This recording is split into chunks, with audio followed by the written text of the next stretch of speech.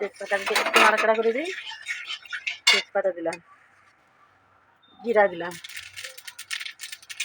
জিরা,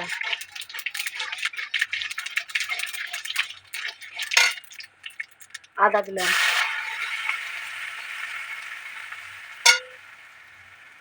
পেঁয়াজ কুচি,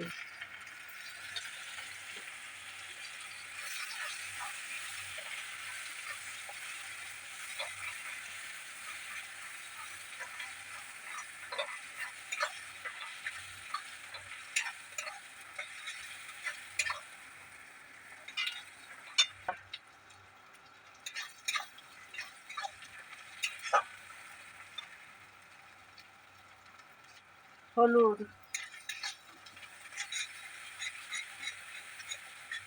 হলুদ দিলাম,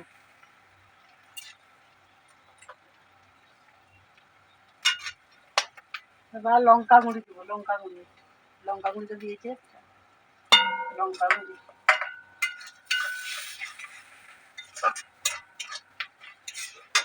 টমেটো, টমেটো কুচি, টমেটো কুচি, মশলা দেখুন নাড়াচাড়া করে নিই।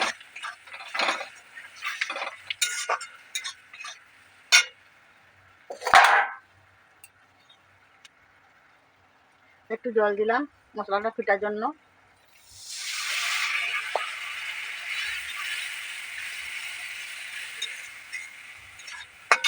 লবণ দিব, এই কষানোর সময় লবণটা দিয়ে দিব,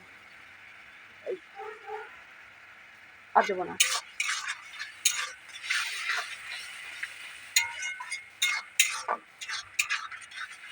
একটু মশলাটা পাকে দিই।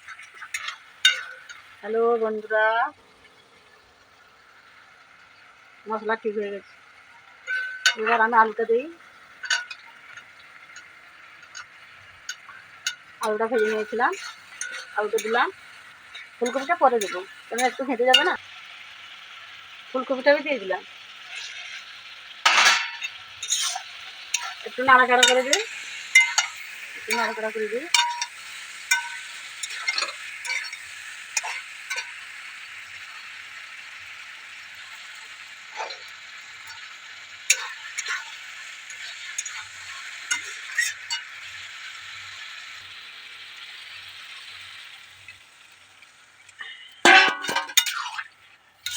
আটা দিয়ে দিলাম, এই যে